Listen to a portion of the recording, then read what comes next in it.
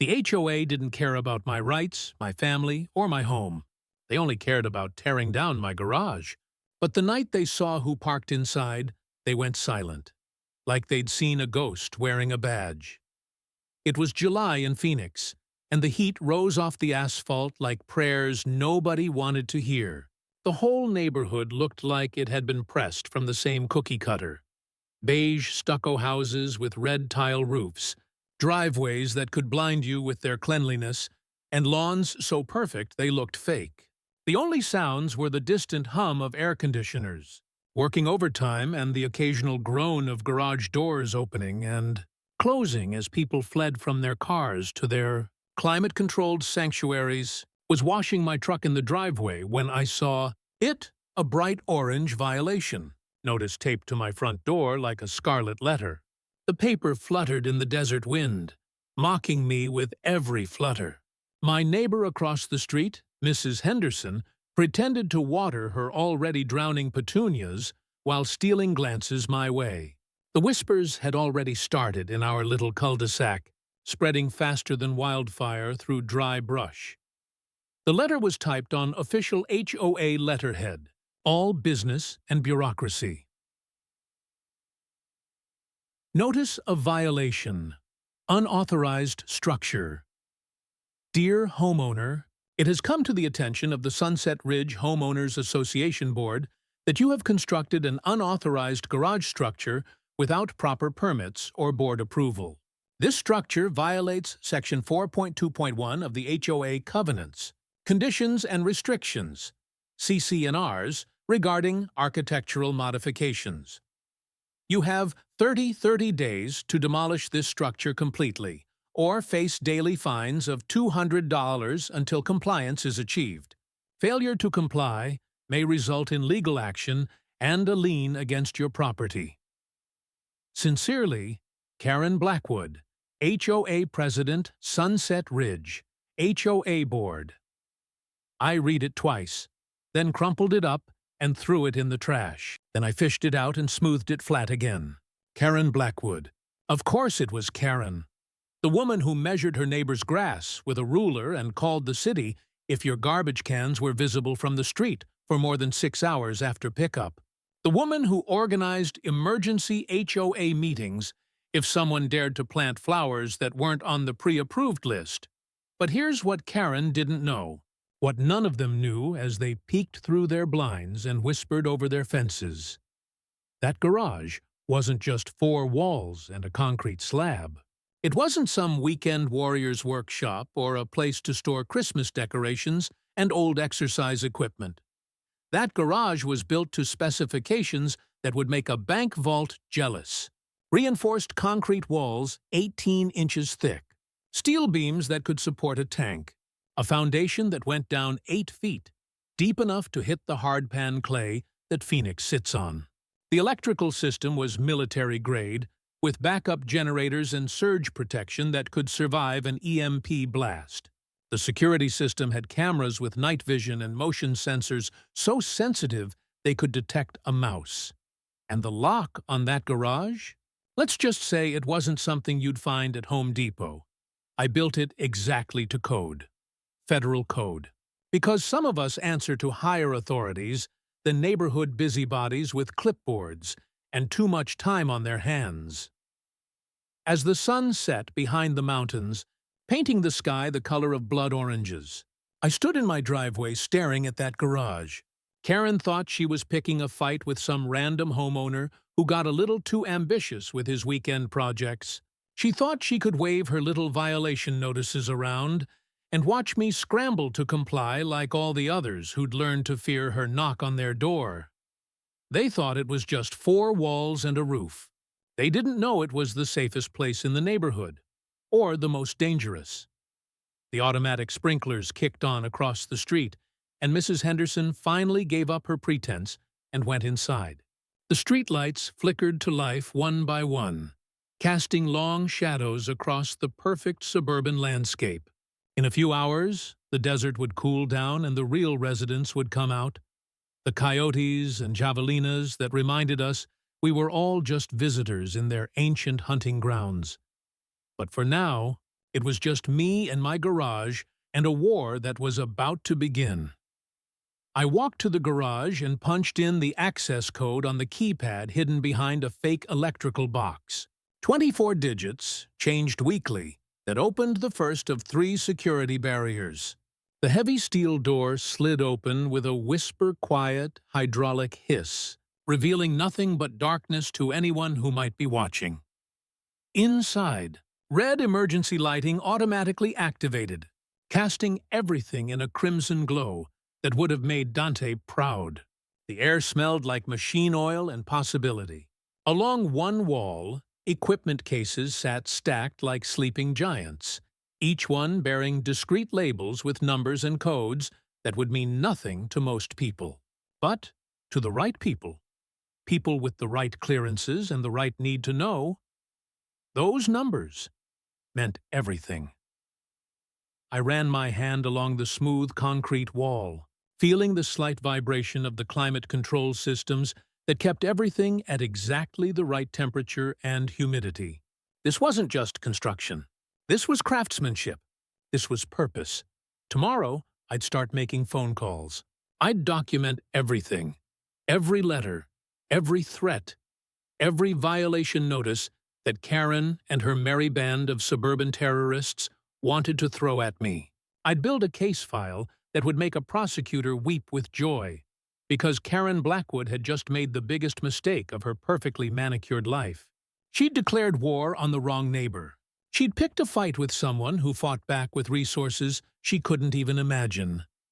The garage door slid shut behind me as I walked back to the house, sealing away secrets that were about to change everything in our quiet little neighborhood. The night was still and peaceful, filled with the distant sound of highway traffic and the whisper of wind through palm trees. But underneath that peace, something was stirring. Something that would make Karen wish she'd stuck to measuring grass and counting garbage cans. Because some walls aren't meant to be torn down, and some neighbors aren't meant to be pushed around. The war was coming, and I was ready for it. 6 months earlier, when the moving truck pulled away from my new house and left me standing in an empty driveway with nothing but boxes and possibilities, I thought I'd found paradise. Sunset Ridge looked like something out of a magazine. Pristine streets lined with date palms, houses that gleamed like jewels in the desert sun, and a sense of order that spoke to my soul after years of chaos. The morning air smelled like orange blossoms from the citrus trees that dotted the neighborhood, mixed with the faint chlorine tang of a dozen backyard pools. Children's bicycles sat perfectly aligned in driveways, their training wheels casting neat shadows on concrete that looked like it had been poured yesterday. Every mailbox stood at exactly the same height, painted the same shade of desert tan that the HOA had designated as appropriate for the architectural aesthetic. I should have known it was too good to be true. My real estate agent, a perpetually cheerful woman named Sandra, who wore enough makeup to stock a department store counter, had mentioned the HOA in passing. "Very well-maintained community," she'd chirped while showing me around the model home across the street. "The Homeowners Association keeps everything looking beautiful. You'll love the sense of community here." What she didn't mention was that the sense of community felt more like living under martial law, with Karen Blackwood serving as our self-appointed dictator. I met Karen on my 3rd day in the neighborhood. I was outside installing a new doorbell, a simple brass fixture that matched the house's Spanish colonial architecture, when she materialized on my front walkway like a suburban succubus. She was exactly what central casting would order for uptight HOA president. Blonde hair shellacked into submission, khaki capri pants pressed to razor sharpness, and a clipboard that she wielded like a weapon. "Welcome to Sunset Ridge," she said, but her smile never reached her eyes. "I'm Karen Blackwood, HOA president. I wanted to make sure you received your welcome packet.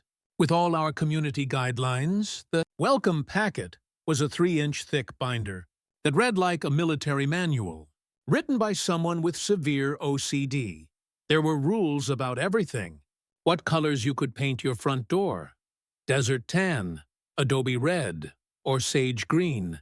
How high your grass could grow. No more than 3 inches. When you could put out garbage cans, no earlier than 6 p.m. the night before pickup. What types of decorations were acceptable? Seasonal only, and they had to be removed within 48 hours of the holiday's conclusion. But the real kicker was Section 4.2.1. All exterior modifications, additions, or structures require written approval from the HOA Architectural Review Committee before construction begins.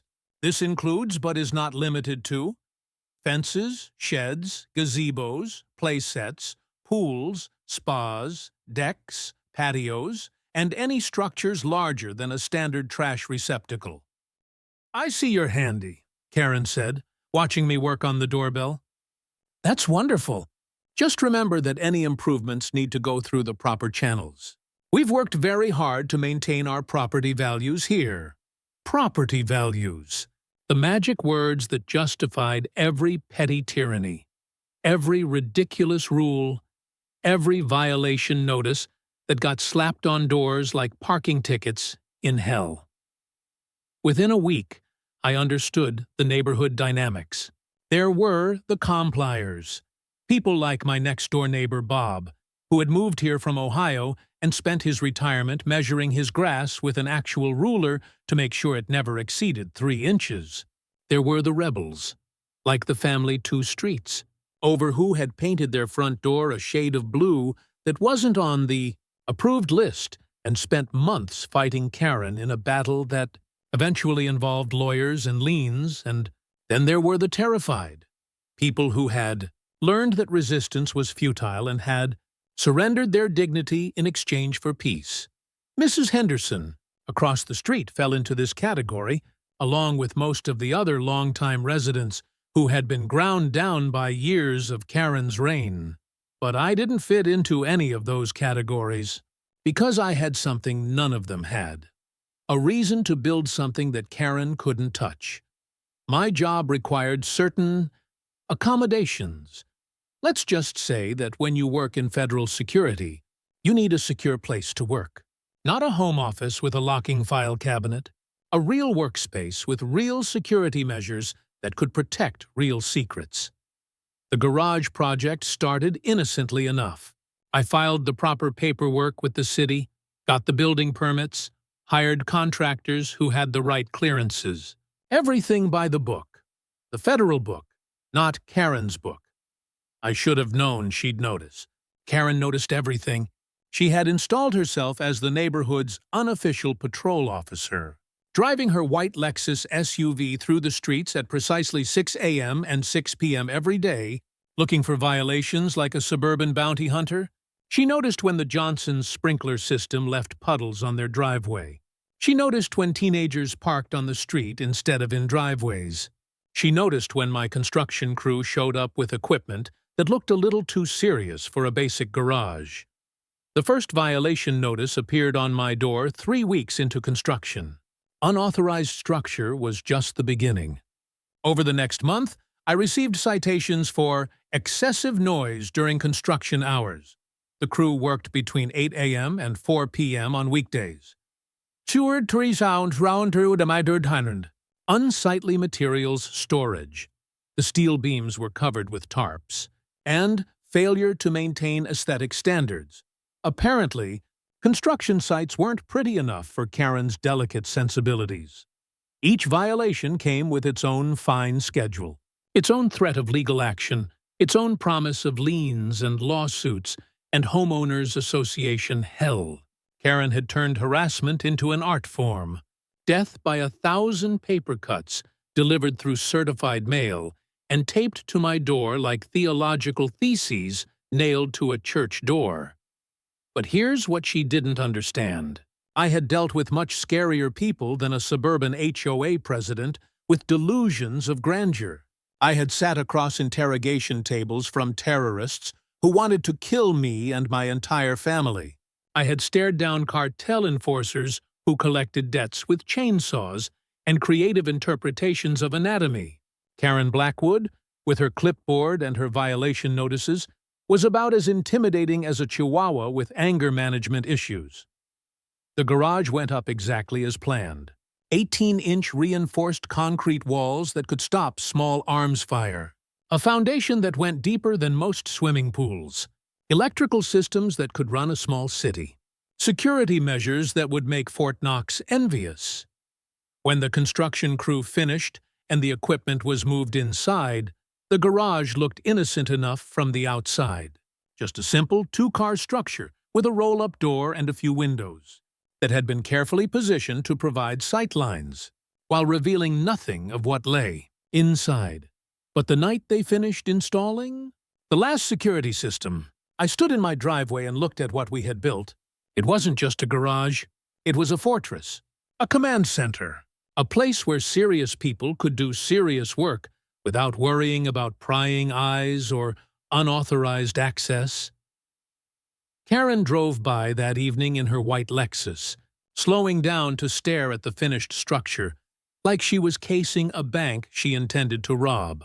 I waved at her from my driveway, and she accelerated away without acknowledging me. That's when I knew this was far from over. Karen had spent months trying to stop the construction, and now that she'd failed, she was going to try a different approach. She was going to try to tear it down. I stayed silent through every insult, every violation notice, every petty act of bureaucratic warfare. I smiled and nodded when she cornered me at the mailbox to lecture me about community standards. I paid her ridiculous fines without complaint, treating them like the cost of doing business in a neighborhood run by a wannabe dictator. But inside that garage, surrounded by walls that could survive anything short of a direct nuclear strike, I wasn't just another homeowner trying to get along with his neighbors, because inside those walls, I wasn't just a homeowner. I was something else entirely. And soon, Karen was going to find out exactly what that something was. The desert wind picked up as I stood there, carrying with it the promise of storms on the horizon. In the distance, a coyote howled, and the sound echoed off the mountains like a warning. Some battles are worth fighting, some walls are worth defending, and some enemies are worth destroying. Karen Blackwood was about to learn all three lessons the hard way. The harassment campaign began in earnest the day after my garage was completed. If I thought Karen's previous efforts were intense, I was about to discover what real suburban warfare looked like when conducted by a woman who had turned petty tyranny into a science. The first escalation came disguised as concern for community welfare. A thick envelope appeared in my mailbox, hand-delivered, because Karen apparently didn't trust the Postal Service with her masterpiece of bureaucratic intimidation. Inside was a formal notice printed on HOA letterhead, complete with legal references and threatening language that would have impressed a mob lawyer. Final notice of violation. Unauthorized structure. Sunset Ridge HOA Board has determined that the structure erected at 1247 Desert Bloom Drive constitutes a material violation of multiple CC&R provisions. Daily fines of $200 will commence immediately. Additionally, the board reserves the right to pursue all legal remedies, including but not limited to property liens, foreclosure proceedings, and civil litigation for damages to community property values. Daily fines. $200 a day for the crime of building something that Karen couldn't control. The math was simple and terrifying. When $400 per week, $6,000 per month, $73,000 per year. She was trying to fine me into submission, to make it so expensive to keep my garage that I'd have no choice but to tear it down myself. But that was just the beginning. The morning air carried the metallic scent of dust and distant rain as I stepped outside to retrieve my newspaper, a ritual that had become increasingly fraught since Karen had declared war. The desert landscape stretched beyond our artificial oasis of green lawns and swimming pools, reminding me that beneath all our suburban pretensions We were still living in a place where survival required vigilance. That's when I noticed them. The watchers. Mrs. Patterson from 2 houses down stood at her kitchen window with a pair of binoculars, tracking my movements like I was an escaped convict. Across the street, a man I didn't recognize sat in a beige sedan, pretending to read a newspaper while obviously photographing my house with a telephoto lens. Even Bob next door, usually friendly enough to wave when we crossed paths, quickly averted his eyes when he saw me looking. Karen had turned my neighbors into spies. The paranoia was infectious, spreading through the subdivision like a virus. Every crunch of gravel under footsteps made me look over my shoulder. Every metallic snap of a camera shutter in the darkness reminded me that I was living under surveillance. The whispers followed me to the mailbox, to the grocery store, to the gas station where neighbors I'd never met seemed to know exactly who I was and what kind of trouble I was causing in their peaceful community. The violation notices kept coming, each one more creative than the last. Karen cited me for excessive vehicular traffic when delivery trucks brought packages to my house. She fined me for unsightly debris when I left a rake leaning against my garage for 3 hours. She even wrote me up for noise violations when I mowed my lawn at 10 a.m. on a Saturday. Apparently, the approved lawn care hours were between 9 a.m. and 11 a.m., and I had somehow missed that particular subsection of her suburban constitution. But the real escalation came on a Thursday night in late August, when the temperature had finally dropped below triple digits and the desert had settled into its brief moment of evening peace. I was inside working when the motion sensors around my garage triggered every alarm system I had installed. Someone was trying to break in. I killed the lights in my house and moved to the window, using night vision equipment to scan the area around my garage. There, crouched beside the side door, was a figure in dark clothing working on the lock with what looked like professional tools. Not some neighborhood kid looking for lawn equipment to steal. This was someone who knew what they were doing. The figure worked methodically, testing different approaches to the reinforced steel door that separated my workspace from the world. But what they didn't know was that the lock they were attacking was just the first of several security measures, and that every attempt to breach it was being recorded in high definition from multiple angles. After 20 minutes, the would-be intruder gave up and disappeared into the night, leaving behind nothing but scuff marks on paint and proof that Karen's campaign had moved beyond legal harassment into something much more dangerous. The next morning brought a new level of social warfare. I discovered that concerned citizens had been calling my employer, asking questions about my criminal activities and whether the federal government was aware that one of their contractors was causing problems in a peaceful residential community. Anonymous tips had been filed with the city building inspector, the fire department, and even the IRS, all suggesting that something illegal was happening in my garage. My friend Marcus, who worked at the post office, pulled me aside when I went to mail some bills. "Hey, man," he said, glancing around to make sure no one was listening. "I probably shouldn't be telling you this, but people have been asking about your mail, wanting to know what kind of packages you get, who sends you stuff. That HOA lady came in here asking if we could monitor your deliveries for security purposes." The isolation was the worst part. Neighbors who had been friendly when I moved in suddenly couldn't make eye contact. Parents steered their children away from my side of the street. The family 2 houses down, who used to invite me to their barbecues, started parking their cars so they blocked the view of my garage from their driveway. Karen had weaponized the community against me, turning neighbor against neighbor, with whispered suggestions that I was hiding something dangerous, something illegal, something that threatened their property values and their children's safety. She had created an atmosphere of fear and suspicion that made East Germany look like a libertarian paradise. But what she didn't understand was that every harassment, every violation notice, every midnight prowler was being documented.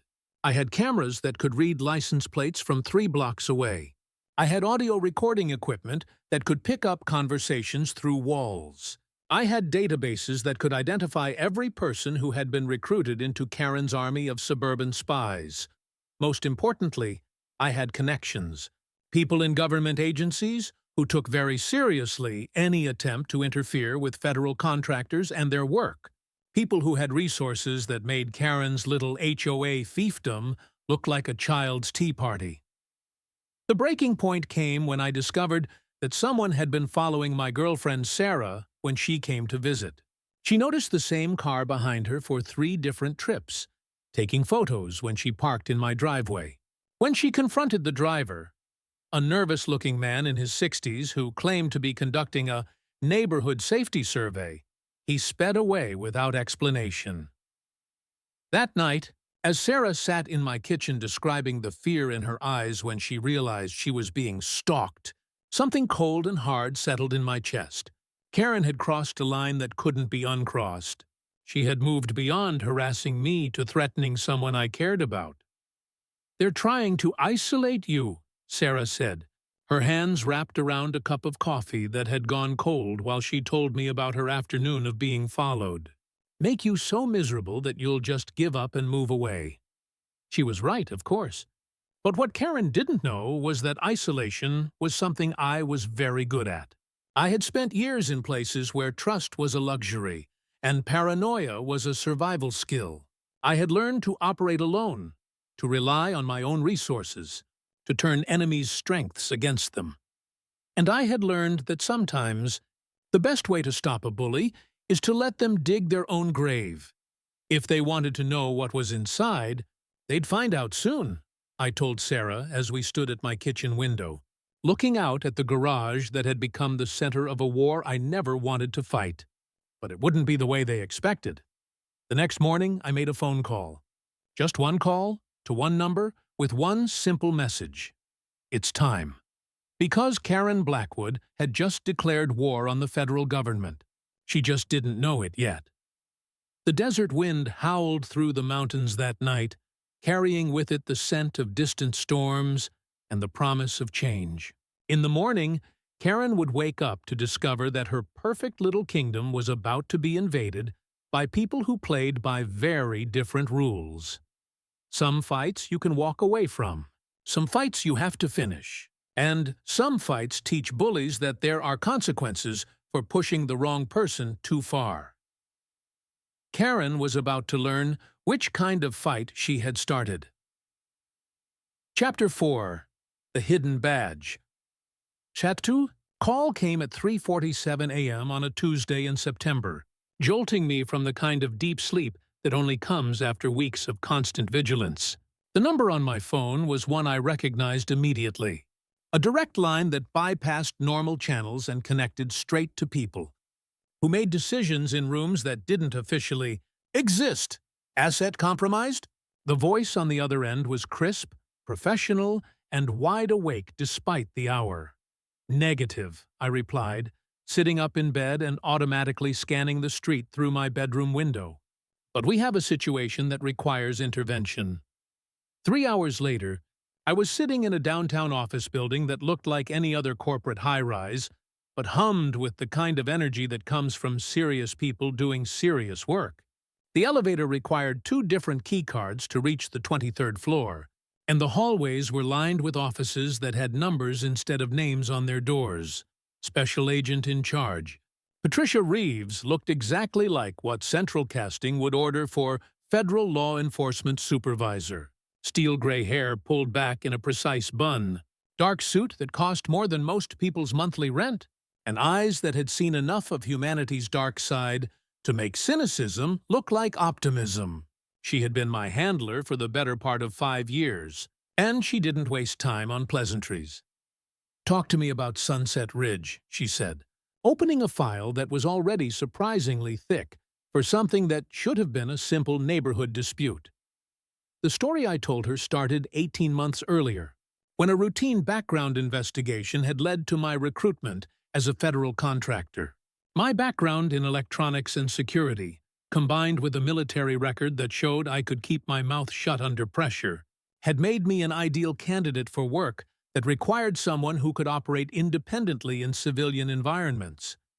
The garage wasn't just storage, it was a forward operating base, a secure facility where I could monitor communications, analyze data, and coordinate with federal agencies without drawing attention to government activities in a residential area. The kind of place where sensitive work could be done without the overhead and security concerns of official facilities. We call them suburban assets, Agent Reeves explained, her fingers steepled as she leaned back in her chair. Contractors who can blend into normal communities while maintaining secure capabilities. You're not the only one. We have similar setups in subdivisions across the country. The work itself was exactly the kind of thing that made paranoid neighbors nervous if they knew about it. Signals intelligence, counter-surveillance operations, monitoring communications from foreign actors who thought American suburbs were perfect places to hide their activities. The garage contained equipment that could intercept cell phone calls from 3 miles away, decode encrypted messages in real time, and track vehicle movements through the entire valley. But more importantly, the garage was legally protected under federal statutes that superseded local building codes, HOA regulations, and pretty much any authority that Karen Blackwood thought she wielded. The moment I had been cleared for the assignment, my property had become officially designated as a national security asset, which meant that any interference with its operation was a federal crime. Your HOA president has been busy, Agent Reeves said, sliding a second file across her desk. This one had Karen's name on it, along with photos that looked like they had been taken by surveillance teams. We've been monitoring her activities since you filed your initial complaint. The investigation had started as routine due diligence, background checks on people who were taking unusual interest in federal assets. But what they found was a pattern of behavior that went far beyond simple HOA overreach. Karen had been systematically targeting anyone in the neighborhood who didn't conform to her vision of suburban perfection, using harassment tactics that bordered on stalking and intimidation methods that would have made a mob enforcer proud. More troubling was what they discovered about her finances. Karen's husband had died 2 years earlier, leaving her with substantial debts and a lifestyle she couldn't afford on her part-time job at a local real estate office. But somehow, she had managed to maintain her expensive house, her luxury car, and her designer wardrobe while serving as an unpaid HOA president. The money was coming from somewhere, and that somewhere appeared to be systematic fraud involving HOA funds, kickbacks from contractors who got preferential treatment for neighborhood maintenance work, and what looked suspiciously like extortion payments from homeowners who paid extra fees to avoid harassment. She's been running the HOA like a personal ATM machine, Agent Reeves said, pointing to financial records that showed thousands of dollars in unexplained transfers and payments. We estimate she's stolen at least $200,000 over the past 18 months. But the real kicker was what happened when Karen filed her complaint with city officials, demanding that they force me to tear down my unauthorized structure. That complaint had been automatically flagged by federal monitoring systems because it involved a designated security asset. Instead of reaching some low-level building inspector, it had been routed directly to FBI counterintelligence, where it triggered a full investigation into anyone trying to compromise federal operations. By filing that complaint, she committed a federal crime, Agent Reeves explained, with the kind of smile that prosecutors dream about. Interference with federal operations, attempted compromise of classified facilities, harassment of federal contractors in the performance of their duties. We could charge her under the Patriot Act if we really wanted to get creative.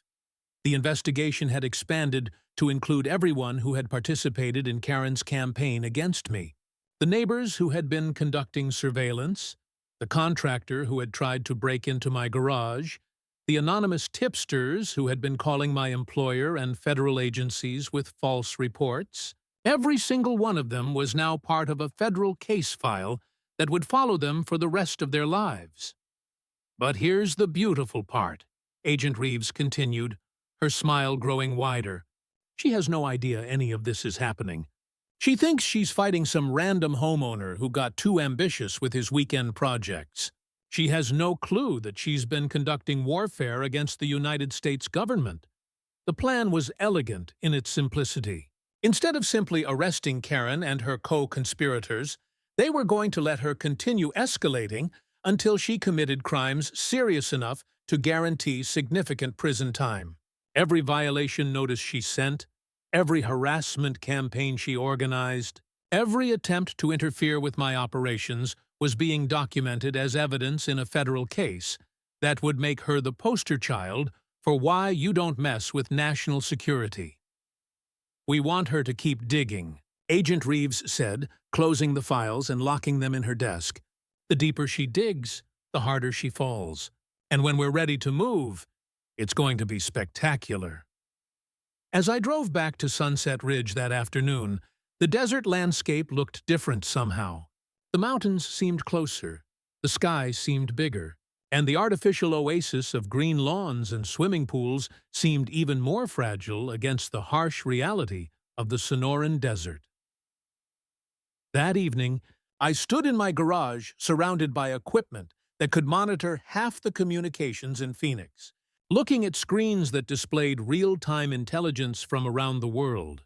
This wasn't just a workplace. It was a command center for operations that helped keep America safe from people who wanted to do us harm. Karen thought she was fighting a neighbor who had built a garage without permission. She had no idea she was fighting the federal government itself. She had no idea that every move she made was being watched, recorded, and analyzed by people who had spent their careers hunting much more dangerous prey than suburban HOA presidents. By trying to tear me down, Karen had just stepped into a fight against the federal government, and the federal government always wins. The motion sensors around my garage detected movement in the darkness, probably another coyote wandering through the neighborhood, searching for easy prey. But tonight, the real predators were the ones wearing badges and carrying federal credentials. Karen Blackwood was about to discover that some neighbors are more dangerous than others. Some walls are protected by more than local building codes, and some fights end with handcuffs and orange jumpsuits instead of violation notices and angry letters. The hunt was on. Karen just didn't know she was the prey. The resistance began with a whisper in the produce section at Fry's grocery store. I was examining overpriced organic tomatoes when Mrs. Martinez from 3 streets over appeared beside me, pretending to select lettuce while speaking in a voice barely above a breath. She fined my daughter $500 for chalk drawings on our driveway, she murmured, not looking at me directly. My 6-year-old drew flowers with sidewalk chalk, and Karen called it defacement of community property. When I refused to pay, she put a lien on my house. I kept examining tomatoes, but every nerve in my body was suddenly alert. That's interesting, I said quietly. There are others, Mrs. Martinez continued, moving to the bell peppers with practiced casualness. People who are tired of living in fear. People who want their neighborhood back. That night, as the desert cooled and the sound of air conditioners gave way to the distant howl of coyotes, there was a soft knock at my side door. Mrs. Martinez stood there with 2 other neighbors I recognized but had never spoken to. Jim Chen, a software engineer who lived in the newer section of the subdivision, and Maria Santos, a divorced nurse who had moved here from California 6 months ago. "We need to talk," Mrs. Martinez said. "But not out here." 5 minutes later, we were gathered inside my garage, the fluorescent lights casting harsh shadows on faces that looked like they belonged to underground resistance fighters instead of suburban homeowners. The concrete walls seemed to absorb our voices, creating an intimacy that made secrets feel safer. "Karen destroyed my credit rating," Maria said, her voice tight with controlled anger. "I hung Christmas lights in November. Apparently, you're supposed to wait until December 1st. She fined me $200, And when I couldn't pay immediately, because I was between paychecks, she reported me to credit agencies as delinquent on community obligations. It took 6 months and a lawyer to get it removed. Jim nodded grimly. She called Child Protective Services on us because my kids left their bikes in the front yard overnight. Said we were creating safety hazards and demonstrating inadequate parental supervision. CPS investigated us for 3 weeks. My wife still has nightmares about it. As they talked, more stories emerged, each one more outrageous than the last. Karen had weaponized every bureaucratic system she could access, turning normal government services into instruments of harassment. She had filed false police reports about suspicious activities when people had guests staying overnight. She had called code enforcement about unpermitted modifications when homeowners hung pictures on their exterior walls. She had even contacted the IRS with anonymous tips about neighbors who she claimed weren't, reporting rental income from their spare bedrooms. The worst part is how she's turned everyone against each other, Mrs. Martinez said, leaning forward with the intensity of someone who had been holding these words inside for months. She has spies everywhere. People are afraid to talk to their neighbors because they don't know who's reporting back to her. She's created a police state with homeowners association letterhead. But as I listened to their stories, I began to understand that these weren't just victims. They were potential allies. Mrs. Martinez had worked as a paralegal before retiring and knew how to research legal precedents. Jim's background in software engineering made him skilled at documenting evidence and organizing information. Maria's experience as a nurse had taught her how to deal with bureaucratic systems and advocate for people who were being mistreated. What we need, I said carefully, is documentation. Every violation notice, every fine, every interaction with Karen or her board members. We need to build a case that shows a pattern of harassment and abuse. Over the next 2 hours, we created what amounted to a war room in my garage. The walls that had been designed to protect national security secrets now became the headquarters for a neighborhood rebellion. Jim brought his laptop and began creating spreadsheets of violations and fines. Mrs. Martinez pulled out a manila folder, thick with legal documents and correspondence. Maria had photographs on her phone showing Karen measuring the height of grass in her yard with a ruler. The evidence was overwhelming.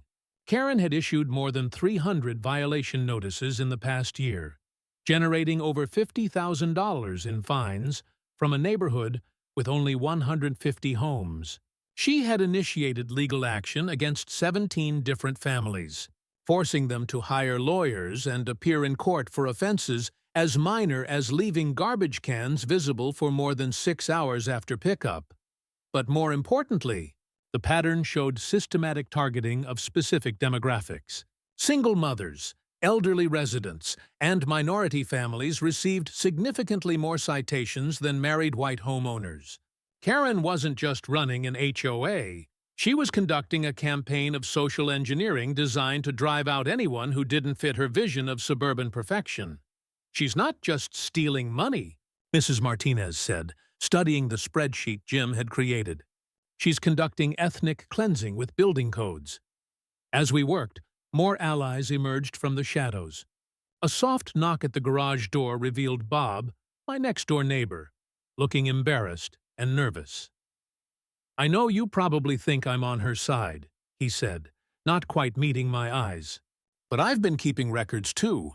Karen threatened to report me to the VA as mentally unstable if I didn't start reporting on your activities. She said veterans with PTSD shouldn't be trusted with home ownership." Bob had spent 2 tours in Afghanistan and had come home to find peace in the routine of suburban life, measuring his grass, maintaining his property, following rules that made sense after years of military discipline. But Karen had twisted that need for order into a weapon against him, threatening to use his military service as evidence of mental instability if he didn't become one of her spies.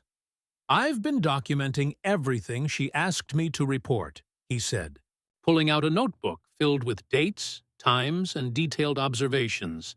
Every time you had visitors, every delivery truck, every time you worked in your garage after dark. I figured maybe someday it would be useful as evidence of harassment.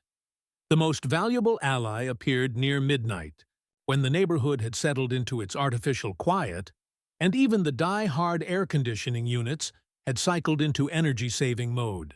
Michael Torres lived on the far side of the subdivision in one of the larger houses that backed up to the desert preserve. He was a retired Phoenix police detective who had moved to Sunset Ridge for the same reason most of us had, seeking peace after a career spent dealing with humanity's worst impulses. Karen made a mistake when she tried to recruit me as an informant, he said, settling into a folding chair that looked comically small under his 6'4" frame. She offered to waive the fine for my non-compliant landscaping if I would keep an eye on the suspicious character who had built an unauthorized garage. Michael's law enforcement background had given him insights that the rest of us lacked. He recognized Karen's tactics as textbook harassment and intimidation, the kind of systematic campaign that organized crime families used to drive competitors out of their territories. More importantly, he understood the legal vulnerabilities in Karen's approach and the federal statutes that protected homeowners from exactly this kind of abuse. She's violated so many civil rights laws that the ACLU would have multiple orgasms if they saw this evidence, he said, reviewing the documentation we had assembled. But more importantly, she's committed mail fraud, wire fraud, and what looks like racketeering under the RICO Act. This isn't just HOA overreach, this is organized criminal activity. But our most surprising ally was someone I would never have expected. Karen's own next-door neighbor, Janet Walsh, an elderly widow who had lived in Sunset Ridge since the subdivision was first built 15 years earlier. She appeared at my garage door near 1 a.m., moving carefully with a walker and looking around nervously as if she expected Karen to materialize from the shadows. "I know what she did to her husband," Janet said, without preamble, settling into a chair with the careful movements of someone whose bones had earned their rest. "Frank didn't die of natural causes. Karen killed him with stress and harassment until his heart gave out." The story that emerged was horrifying in its casual cruelty. Karen had systematically isolated her husband from friends and family, controlled his access to money and medical care, and subjected him to the same harassment tactics she used on neighbors. When Frank had tried to seek help from Adult Protective Services, Karen had convinced them that his complaints were symptoms of dementia and had him declared mentally incompetent. "She killed him as surely as if she'd put a gun to his head," Janet said, tears streaming down her cheeks. "And now she's doing the same thing to our entire neighborhood." But Janet had been watching, documenting, and waiting for someone with the courage to stand up to Karen's reign of terror. She had recordings of Karen's threats, photographs of her harassment activities, and, most importantly, copies of financial records that showed the systematic theft of HOA funds. As dawn approached, and our impromptu war council prepared to disperse back to their homes, I looked around at the faces of my new allies. These weren't hardened criminals or professional revolutionaries. They were ordinary people who had been pushed too far by a tyrant who had confused petty authority with real power. "We need to be careful," Michael warned as we prepared to leave. "Karen has resources and connections, and she's already proven she'll use any method to destroy people who oppose her." This is dangerous. He was right, of course. But what he didn't know, what none of them knew, was that Karen had already made the biggest mistake of her life. She had picked a fight with someone who had resources she couldn't imagine, allies she didn't know existed, and backing from people who made her little HOA dictatorship look like a child's game of dress-up. The same walls they tried to tear down became the stage where their empire collapsed. But first, we had to let Karen dig her own grave a little deeper. As my allies slipped away into the pre-dawn darkness, returning to their homes and their lives, and their careful pretense that they were still afraid of Karen Blackwood. I remained in my garage, surrounded by evidence that would destroy her. But the federal government wasn't ready to move yet. They wanted her to escalate, to commit crimes so serious that there would be no possibility of plea bargains or suspended sentences. They wanted to make an example that would be remembered by every petty tyrant in every homeowners association across America. The hunt was still on, and Karen still didn't know she was the prey. October 15th dawned with the kind of crystalline clarity that makes Phoenix mornings feel like a gift from the desert gods. The air was crisp and clean, carrying the faint scent of creosote and the promise of a day when the temperature might actually stay below 90 degrees. It was the kind of morning that made people forget why they had ever wanted to leave this place. The kind of morning that reminded you why humans had been drawn to the Sonoran Desert for thousands of years. It was also the morning Karen Blackwood had scheduled to destroy my life. The demolition. Crews were supposed to arrive at 8 a.m. sharp, armed with sledgehammers and crowbars and a court order that Karen had somehow managed to obtain through a combination of legal maneuvering and what I suspected were outright lies to a judge who had probably never seen an HOA case in his courtroom. She had convinced someone in a black robe that my garage posed an imminent threat to community safety and property values, and that immediate demolition was the only solution to protect the good citizens of Sunset Ridge from whatever horrors I might be hiding behind those reinforced concrete walls. I was standing in my driveway at 7:45, coffee in hand, watching the sun paint the mountains the color of dried blood. The neighborhood had the tense quiet of a place where everyone was watching, but trying not to be seen watching. Curtains twitched in windows up and down the street. Mrs. Patterson stood at her kitchen sink, binoculars in hand, pretending to wash dishes while keeping surveillance on my property. Even the joggers who normally used our street as part of their morning route had mysteriously found other places to exercise. Karen's white Lexus SUV was parked across the street, positioned for the best possible view of my impending humiliation. She sat behind tinted windows like a general surveying a battlefield, clipboard in hand, cell phone pressed to her ear, as she coordinated what she clearly expected to be the final battle in our suburban war. At 7:52, I received a text message on my secure phone. Package delivery in progress. Clear the area. At 7:54, the first black SUV turned onto Desert Bloom Drive. It was a Chevrolet Suburban, the kind of vehicle that screams federal government to anyone who has spent time around law enforcement. Tinted windows, government plates, antennas bristling from the roof like the quills of some electronic porcupine. It moved down our peaceful suburban street with the purposeful grace of a shark that had caught the scent of blood in the water. By 7:56, there were 3 more identical vehicles forming a convoy that looked like something from a presidential motorcade. They moved in perfect formation, their engines rumbling with the kind of authority that makes ordinary citizens step aside without being asked. At 7:58, they parked. The lead SUV stopped directly in front of my house. The second one blocked the street in both directions. The third one positioned itself behind Karen's Lexus, trapping her between federal steel and suburban asphalt. The fourth one simply sat at the intersection, its presence alone enough to divert any traffic that might have been thinking about entering our little cul-de-sac. For 30 seconds, nothing moved except the desert wind stirring the palm fronds and the subtle shimmer of heat rising from black paint that absorbed sunlight like armor plating. The neighborhood held its collective breath, waiting for whatever was about to happen in their perfect little corner of paradise. Then the doors opened. Federal agents emerged from the vehicles with the synchronized precision of a SWAT team, but without the theatrical urgency of a drug raid. These were professionals conducting business, not cowboys looking for excitement. Dark suits, sunglasses, earpieces, and the kind of presence that made it immediately clear who was in charge of the situation.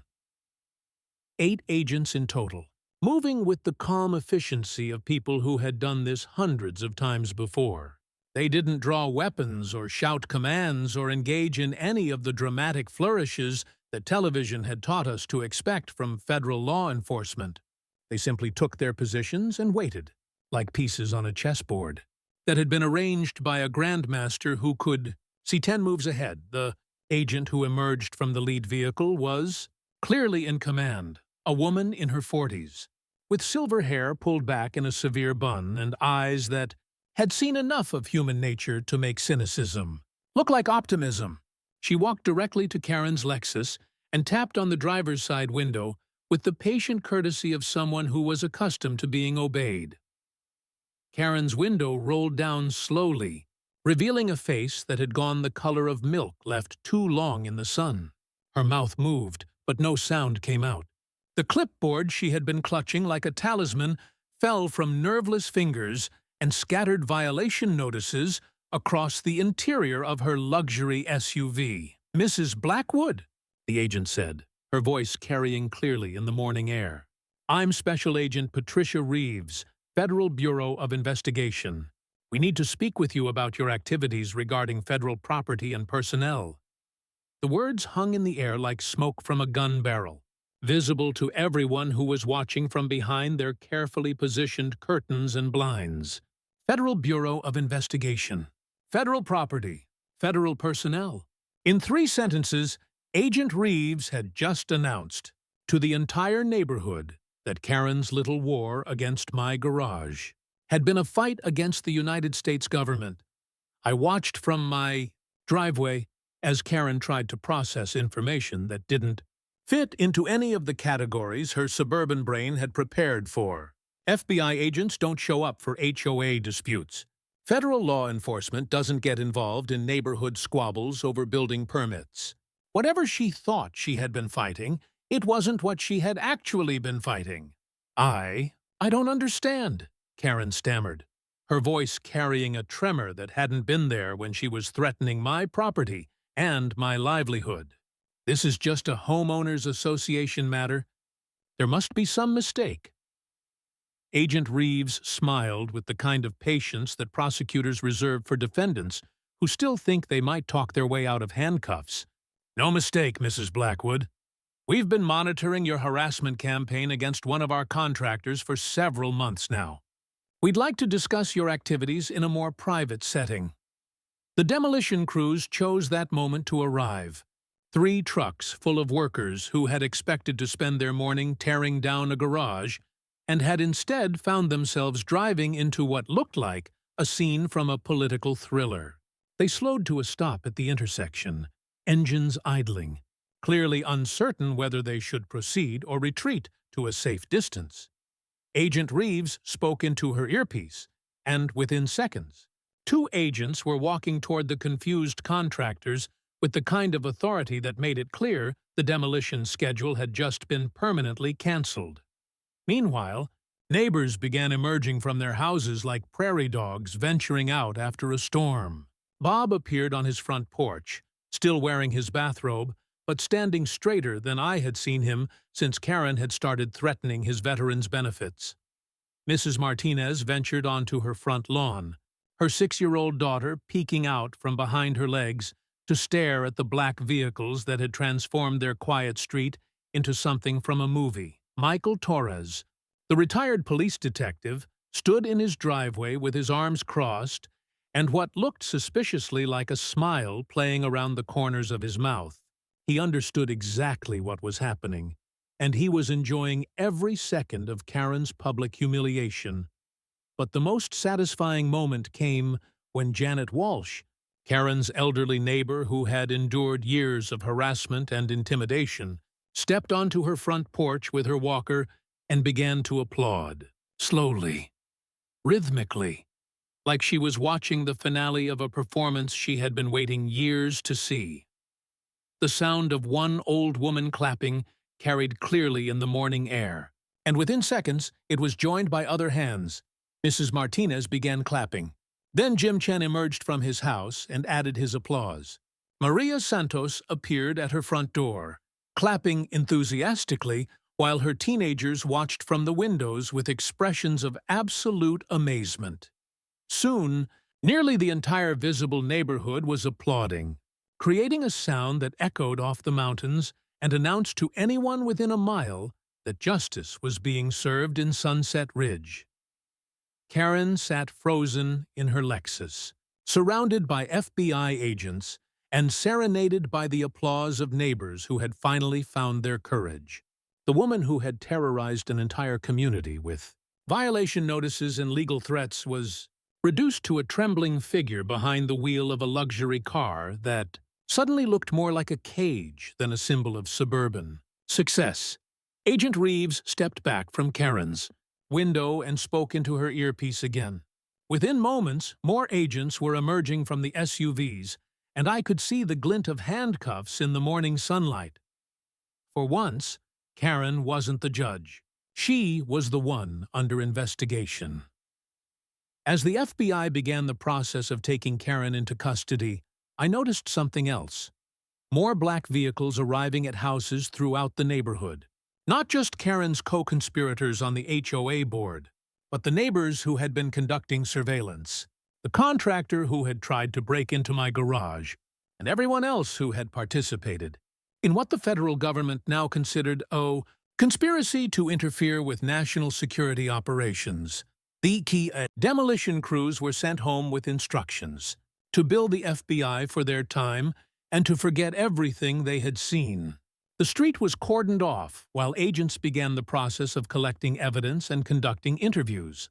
And in the middle of it all, my garage stood exactly where it had always been, not just surviving Karen's attempt at destruction, but revealed as what it had always been, a facility under federal protection operated by a federal contractor and defended by people with resources that made HOA presidents look like children playing dress-up. The morning that was supposed to see my defeat had become Karen's destruction. The walls she had tried to tear down had become the foundation for her downfall. As Agent Reeves led Karen away in handcuffs, the deposed HOA president looked back at my garage with something that might have been understanding. Too late, she realized what she had actually been fighting. Too late, she understood that some neighbors are more dangerous than they appear. The black cars had rolled in, and Karen Blackwood's reign of terror was finally over. But the real reckoning was just beginning.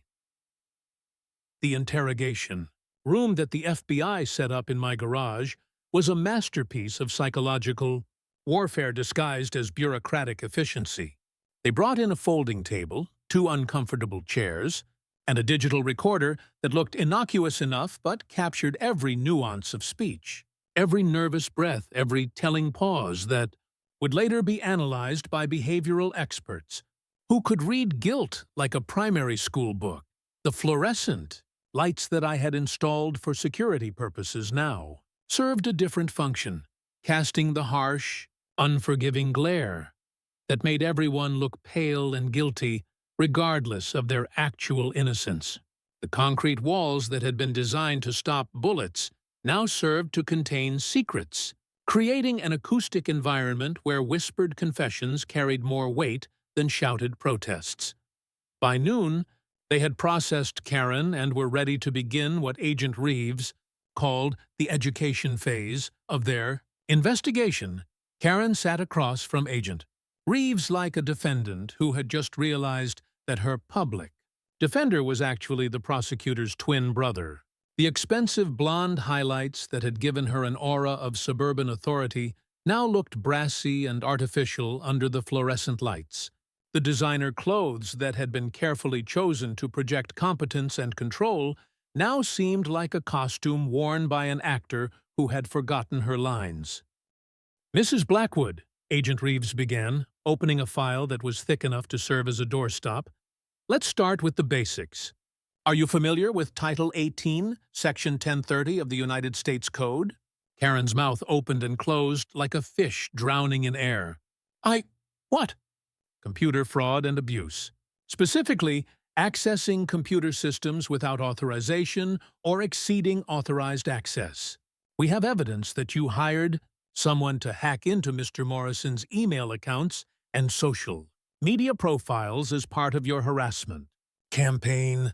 The color drained from Karen's face as agent. Reeves slid a photograph across the table. It showed Karen's car parked outside a computer repair shop that was known to provide alternative services for customers willing to pay cash for work that couldn't be performed legally. That's not... I never... Karen stammered, but the words died in her throat as Agent Reeves produced a receipt with her signature and a detailed description of services that included email recovery and social media investigation. The owner was very cooperative once we explained the federal penalties for conspiracy, Agent Reeves said with the kind of smile that defense attorneys have nightmares about.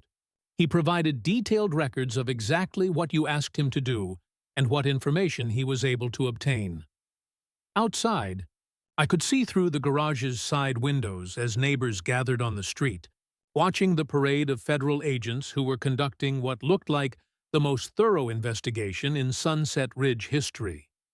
Mrs. Martinez stood with her arms crossed, occasionally pointing toward Karen's house and speaking animatedly with other neighbors who had emerged to witness the downfall of their former tormentor. Bob had positioned himself as an unofficial narrator for passers-by, explaining to anyone who would listen how Karen had threatened to report him as mentally unstable if he didn't spy on his neighbors. His voice carried across the street with the enthusiasm of someone who had finally found the courage to speak truth to power. She said veterans with PTSD couldn't be trusted with home ownership. Bob was saying to a cluster of neighbors who were hanging on every word. Said she'd have my benefits revoked if I didn't report everything I saw. Inside the garage, Agent Reeves was methodically destroying Karen's defense strategy before she could even formulate one. Let's talk about mail fraud, Agent Reeves continued, producing another stack of documents. Federal law prohibits using the postal system to execute schemes to defraud or obtain money under false pretenses. Your HOA violation notices constitute mail fraud in approximately 47 different instances. The evidence was overwhelming and methodically presented. Receipts showing Karen's personal use of HOA funds for everything from spa treatments to luxury vacations. Bank records proving systematic theft of community money that should have been used for neighborhood maintenance. Email trails showing coordination with contractors who provided kickbacks in exchange for preferential treatment. But the most damning evidence was the systematic nature of Karen's harassment campaign. Agent Reeves had compiled a database showing that minority families, single parents, and elderly residents received violation notices at a rate nearly 4 times higher than married white homeowners. The pattern was so clear that even a first-year law student could have argued it as evidence of civil rights violations. This isn't just HOA overreach, Agent Reeves explained, her voice taking on the tone of someone delivering a lecture to particularly slow students. This is a systematic campaign of intimidation and financial exploitation that violates approximately 17 different federal statutes. Karen tried to mount a defense based on her authority as HOA president, but Agent Reeves demolished that argument with the patient thoroughness of someone who had prosecuted organized crime families. HOA authority is limited by federal law, she explained, producing a copy of the Fair Housing Act with relevant sections highlighted in yellow. You cannot selectively enforce rules based on race, religion, national origin, or family status. Your violation records show clear evidence of discriminatory enforcement patterns. The psychological pressure was relentless and professional. Agent Reeves never raised her voice, never made threats, never resorted to the dramatic interrogation techniques that television had taught us to expect. She simply presented evidence, explained federal statutes, and allowed Karen to slowly realize the depth of the hole she had dug for herself. The computer fraud charges alone carry a maximum sentence of 20 years in federal prison, Agent Reeves said, consulting a sentencing guidelines manual that she flipped through like a restaurant menu. Mail fraud is another 20 years per count, and we have 47 counts. Civil rights violations under color of authority add another 10 years per victim. As Karen listened to Agent Reeves catalog her potential sentences, her face underwent a transformation that would have fascinated a documentary filmmaker. The arrogant confidence that had sustained her through months of terrorizing neighbors melted away like ice cream left in a Phoenix parking lot. The woman who had wielded violation notices like weapons and threatened families with financial ruin was reduced to a trembling defendant who couldn't stop her hands from shaking. "I want a lawyer," Karen finally whispered, her voice so small that Agent Reeves had to lean forward to hear her. "Of course," Agent Reeves replied, closing her files with the satisfied efficiency of someone who had just completed a particularly successful performance. "That's your constitutional right. But I should mention that we're also investigating everyone who participated in your harassment campaign. Your HOA board members, the neighbors who conducted surveillance, the contractor who tried to break into federal property. Through the garage windows, I could see more FBI vehicles arriving to collect evidence from other houses in the neighborhood. Karen's co-conspirators were being rounded up with the systematic efficiency of a federal operation that had been planned down to the smallest detail. Michael Torres, the retired police detective, had positioned himself as an unofficial commentator for the growing crowd of neighbors who were watching their former oppressors being led away in handcuffs. His voice carried clearly across the street as he explained the legal implications of what they were witnessing. "RICO charges," he was saying to a group of fascinated homeowners. "Racketeering. They're treating the HOA like an organized crime family, because that's essentially what it became under Karen's leadership." The most satisfying moment came when they brought in Janet Walsh, Karen's elderly neighbor who had endured years of harassment and intimidation. Janet didn't come as a suspect. She came as a witness, armed with recordings, photographs, and documentation that she had been collecting for months while waiting for someone with the courage to challenge Karen's authority.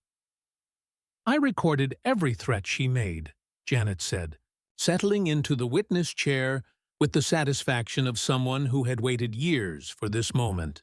"Every attempt to intimidate me into silence, every lie she told about her authority, every time she abused her position to hurt people who couldn't fight back." The recordings were damning. Karen's voice, clear and unmistakable, making threats that would have impressed a mob enforcer. Promises to destroy credit ratings, threats to have children removed from their homes, blackmail schemes involving veterans' benefits and immigration status. But the most devastating evidence was Karen's own words, recorded during a phone call with one of her board members, where she discussed her strategy for driving undesirable residents out of the neighborhood. "We target the ones who can't afford lawyers," Karen's voice said from the digital recorder, her words echoing off the concrete walls that had become her courtroom. "Single mothers, elderly people on fixed incomes, minorities who don't understand their rights. Make their lives so miserable that they'll move away rather than fight." Agent Reeves let the recording play in its entirety, allowing Karen to listen to her own voice describing a systematic campaign of harassment that would make civil rights prosecutors weep with joy. When the recording ended, the silence in the garage was so complete that you could hear the desert wind whistling through the mountains miles away. "That recording was made 6 weeks ago," Agent Reeves said, her voice cutting through the silence like a knife through silk. "3 weeks after we began our investigation. You continued your criminal activities even after federal law enforcement had you under surveillance." Karen sat motionless, staring at the recorder as if it contained a demon that had escaped from hell to testify against her. The woman who had spent months terrorizing neighbors with threats of legal action was about to discover what real legal consequences looked like. The same walls they tried to tear down became the stage where their empire collapsed. The garage that Karen had fought so hard to destroy had become the courtroom where she faced justice for crimes that would send her to federal prison for the rest of her life. Outside, the neighborhood was celebrating like VE Day. Children were playing in yards where they had been forbidden to leave toys overnight. Homeowners were hanging decorations that had been banned by HOA regulations. The sound of laughter echoed off houses where silence had been enforced by fear and intimidation. Karen Blackwood's reign of terror was over. The federal government had spoken, and their message was clear. Some walls are protected by more than local building codes. Some neighbors are more dangerous than they appear. And some bullies learn too late that there are consequences for pushing the wrong person too far. As Agent Reeves prepared to transport Karen to federal holding facilities, I stood in my driveway looking at the garage that had started this war and ended it. The morning that was supposed to see its destruction had become the foundation for justice. The stronghold stands. The neighborhood breathes again. And somewhere in a federal courthouse, Karen Blackwood was about to learn that the price of tyranny is always paid in full. 6 months later, I stood in my driveway, watching the sunrise paint the Superstition Mountains the color of hope and redemption. The desert air carried the sound of children's laughter from 3 different yards, a symphony of freedom that had been silenced for too long under Karen Blackwood's reign of terror. The same streets that had once felt like a police state now hummed with the genuine community spirit that the original residents had dreamed of when they first moved to Sunset Ridge. The transformation had been remarkable to witness. Within weeks of Karen's arrest and the dissolution of her corrupted HOA board, the neighborhood had begun to heal like a patient recovering from a long illness. Families who had lived in fear of violation notices started decorating their homes with personality and pride. Children's toys reappeared in front yards. Gardens bloomed with flowers that weren't on any approved list, but brought color and life to streets that had been sterile with enforced conformity. The new HOA board, elected in an emergency meeting that had the highest attendance in Sunset Ridge history, operated on principles that seemed revolutionary after Karen's dictatorship: transparency, fairness, and the radical notion that homeowners associations should serve homeowners rather than terrorize them. Mrs. Martinez had been elected president by unanimous vote, bringing her paralegal experience and her commitment to civil rights to an organization that desperately needed both. My garage stood exactly where it had always been, but its role in the neighborhood had evolved beyond anything I could have imagined when the war began. The structure that Karen had tried to destroy as an unauthorized eyesore had become something approaching a monument to resistance and resilience. Neighbors would walk by with their families, pointing to the reinforced walls and telling their children the story of how sometimes standing up to bullies requires more courage than backing down, but the results are worth the fight. Bob next door had found his voice in ways that went far beyond our suburban battlefield. He had started a support group for veterans dealing with HOA harassment, connecting with other former military personnel across the country who had faced similar attempts to use their service records as weapons against them. His front yard now displayed a flagpole that flew both the American flag and a POW MIA banner that no HOA rule would ever force him to remove. You know what the best part is? Bob said to me one morning as we stood in our respective driveways, coffee cups in hand, watching kids wait for the school bus without fear that their bicycles were parked at unapproved angles. I sleep through the night now. First time in 2 years, I'm not lying awake, wondering what Karen's going to find wrong with my property tomorrow. Mrs. Martinez had transformed her experience as a victim into a mission to help others. She had started a legal aid clinic that helped homeowners throughout Phoenix understand their rights when dealing with overzealous HOA boards. Her dining room table, where she had once spread out violation notices like battle plans, now hosted strategy sessions for families fighting harassment campaigns in subdivisions across the valley. Karen taught us something valuable, she told me during one of our monthly coffee meetings in my garage, which had become an unofficial community center for planning neighborhood improvements. She showed us how much power we actually have when we work together, instead of living in fear. We're stronger than we thought we were. The federal case against Karen and her co-conspirators had proceeded with the inexorable efficiency of a judicial steamroller. Karen herself had pled guilty to 17 federal charges in exchange for a sentence that would keep her in prison until she was too old to threaten anyone's property values ever again. The other members of her corruption network had received sentences ranging from house arrest to federal prison time, depending on their level of involvement in what prosecutors had successfully argued was a racketeering enterprise. But perhaps more importantly, the case had set precedents that were being cited in federal courtrooms across the country. The Department of Justice had issued guidance to U.S. attorneys nationwide about prosecuting HOA abuse as a civil rights issue, particularly when harassment campaigns targeted protected classes.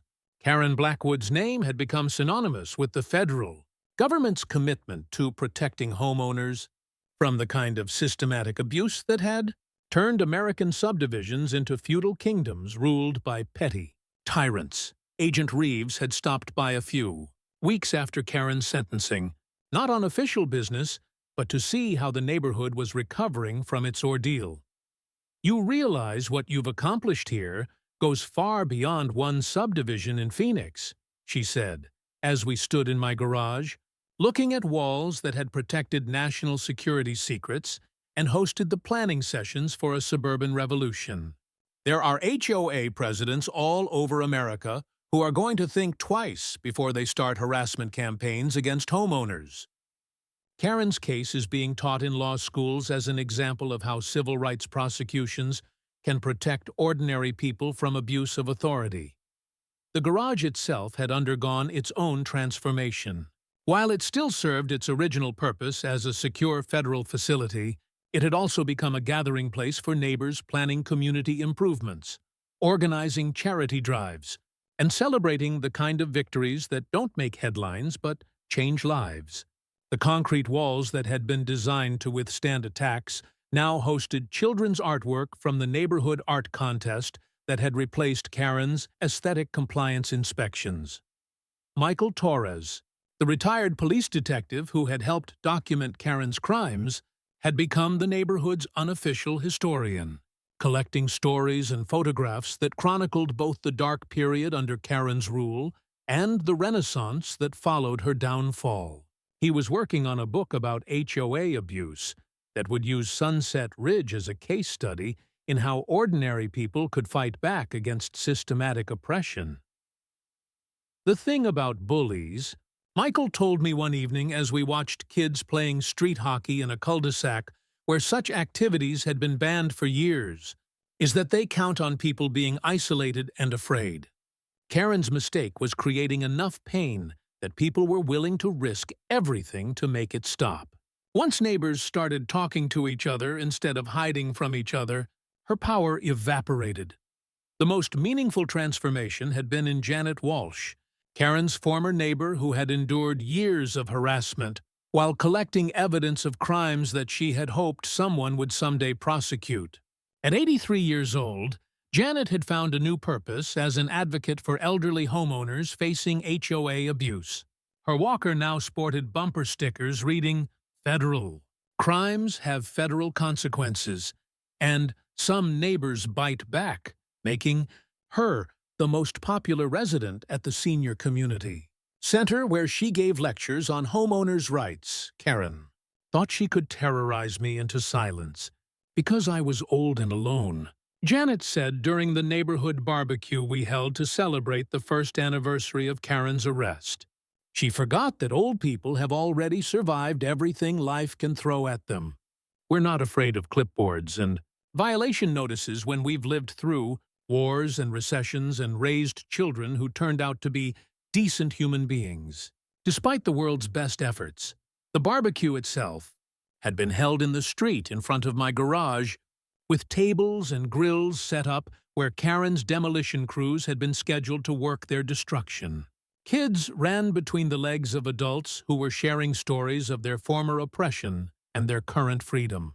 The sound of laughter echoed off mountains that had witnessed the rise and fall of civilizations, adding one more chapter to the eternal story of people refusing to surrender their dignity to petty tyrants. As the sun set behind the mountains that evening, painting the sky in shades of victory and vindication, I stood next to my garage and reflected on the war that had started with violation notices and ended with federal prosecutions.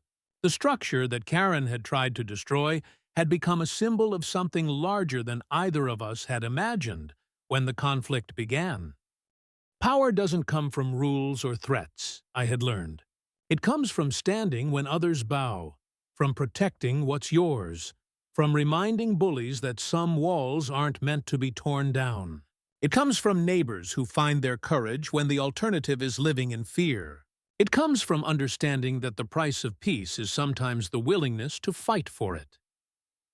The garage stood tall in the gathering darkness, its reinforced walls catching the last rays of sunlight like a fortress that had withstood siege and emerged stronger than before. Inside, equipment hummed quietly as it continued its mission to protect American interests from threats that most people never knew existed. Outside, children played games that would have resulted in violation notices under the old regime, but now generated nothing more threatening than calls to dinner and reminders about homework. The shadow of FBI SUVs had long since faded from our streets, but their message remained clear in the collective memory of Sunset Ridge. Some neighbors are more dangerous than they appear, some fights are worth finishing, and some victories echo through communities long after the last shot is fired. Karen Blackwood was serving her sentence in a federal facility where violation notices were replaced by head counts and property. Values were measured in cigarettes and commissary privileges. The woman who had terrorized an entire neighborhood with threats of legal action had discovered what real consequences looked like when you picked a fight with the wrong person. But her legacy lived on in ways she never could have imagined. Every homeowner who stood up to HOA abuse, every neighbor who refused to be intimidated by petty authorities, every community that chose cooperation over fear could trace their courage back to a garage in Phoenix that became the foundation for a revolution. The stronghold stands. The neighborhood breathes. And in subdivisions across America, HOA presidents look at their violation notices and wonder if the neighbor they're about to harass might be the one who fights back with resources they can't imagine. Some walls are built to protect secrets. Some walls are built to shelter communities. And some walls are built to remind tyrants that in America, ordinary people have extraordinary allies when they're pushed too far. The war was over. The good guys had won.